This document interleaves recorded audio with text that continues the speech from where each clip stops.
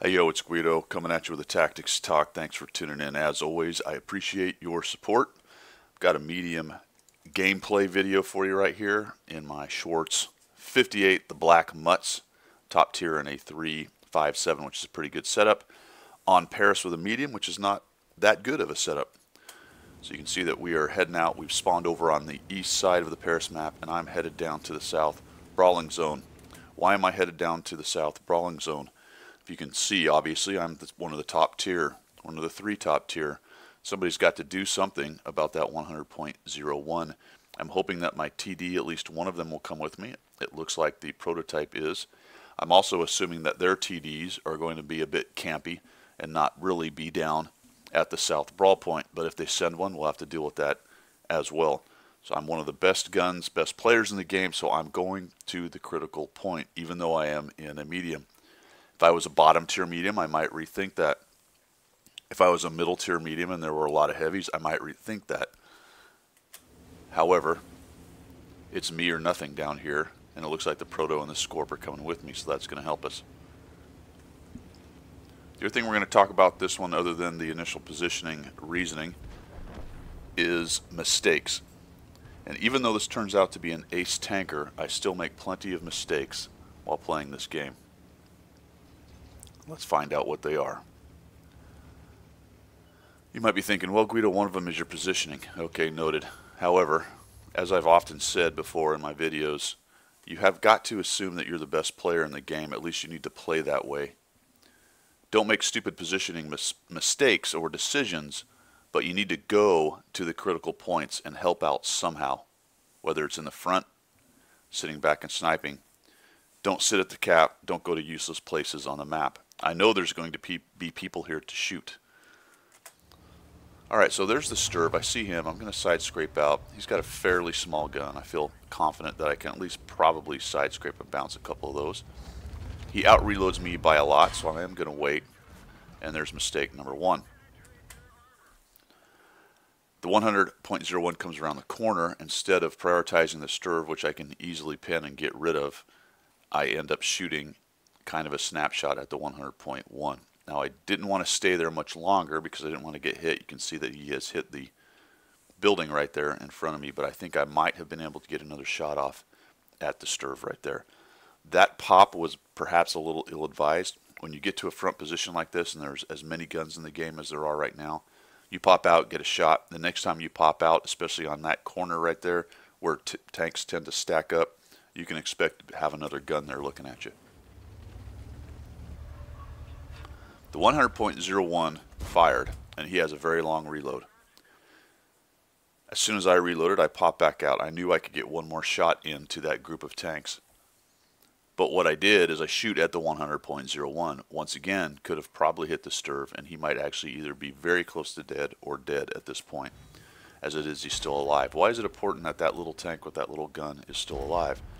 It's important because that guy can track me. He gets a shot on my track. I've already used my kit, and now I'm dead meat for the 100.01. I'll change my side and come over here and come after the KV who's not paying attention. No sense popping out on the 100.01 right now. And now I'll come back. Why? Because I see the T-28 moving up, and that's going to get the 100.01's attention.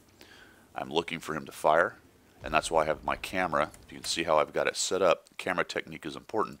If I was sitting here like this, I probably wouldn't notice if the 100.01 fires.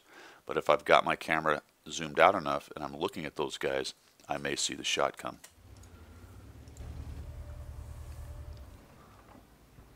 He was well enamored of the prototype. You can see he was looking right at those guys. Third time I went out and did not go after the Sturb. That guy would be dead by now. You can see that he actually hit me that time. That cost me. Those decisions cost me another hit. Small as it was. So now I'm going to come around this way. Finally prioritize the right guy. And you can see that at 4%. Actually, somebody else hit him at the same time, I believe. So it would have probably taken 3 shots to get rid of him. There he goes. Because the 100.01 is paying attention to the Scorpion and the Proto, I'm able to zoom in on that front plate with some gold and do some damage. You'll notice that I've also gone to gold, so there's a mistake. If I'd have just prioritized the Sturv, taken him out with regular AP, then switched to gold to do those shots right there, I'd been in a lot better shape. I end up taking one on the back track. Fortunately, does not pin the side of my tank. And now we're going to shift. You can see that the team is starting to lose a bit. I didn't have any reason to push towards the 100.01. Why? Because the mini-maps tell me we got serious issues up over in here. Guys coming through the middle, guys squeezing through into the backfield. This is what a medium does. It has the mobility to do it. This has a pretty good gun, especially for this battle. One of the better guns in this battle. And so I need to work back here and start working on these guys. Got the Tiger P. He's on the edge working this AT-7. And this guy really becomes a thorn on our side right here. Very difficult for me to pin from the front. It'd be really nice to have some gold right here if I hadn't wasted it. Go after that hatch, but I can't quite get to it. If I stay there anymore, he'll shoot me. That thing reloads extremely quickly. And so I will use the strength of the medium once again and reposition. So I've probably left a few hit points on the board. I see the E25. Initially I was just going to keep backing up if he had a kit to fix it, but he does not appear to have a kit to fix it. So I am aiming on purpose at that front sprocket right there where the track is. Going through that into the tank itself. I'm able to keep him tracked and take him down. And that's one E25 out of the way. Those are much easier to deal with when they're not scooting around. Looking for these guys on the edge.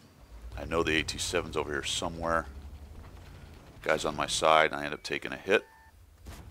One into him. The AT-7 is staring right at where I am.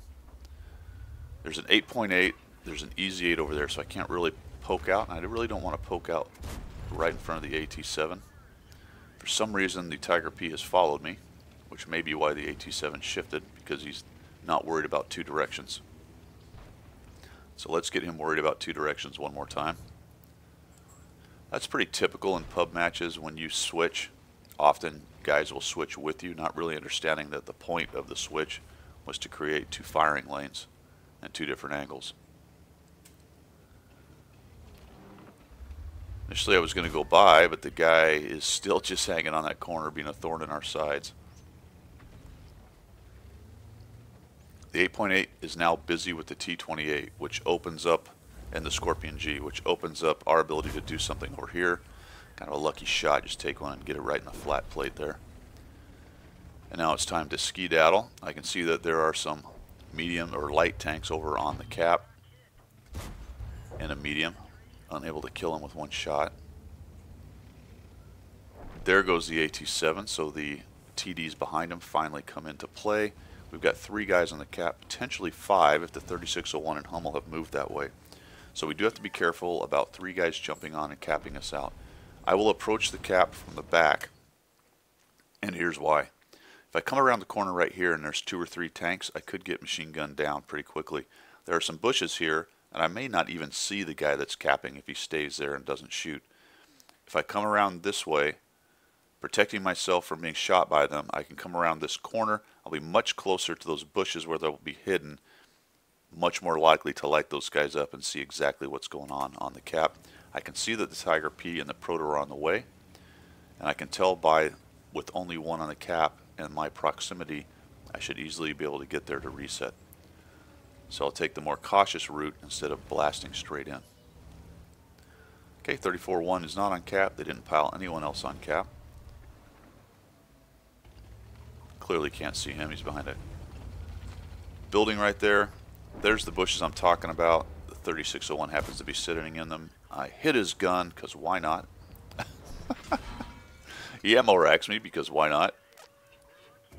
Then we get rid of that guy. The few other enemy tanks disappear, and all we've got is the Hummel, which I don't get any hit points off of. Ends up being about a 3,000 damage game. And you can tell there are a few mistakes made along there. So even on the games where you have a fantastic game, you get an ace tanker, you're patting yourself on the back, feeling pretty good.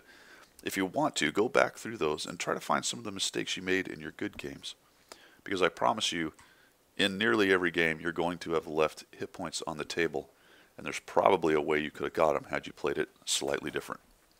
Hope this helps. Hope you like what you saw. Make sure that you subscribe if you did, and we'll see you out there.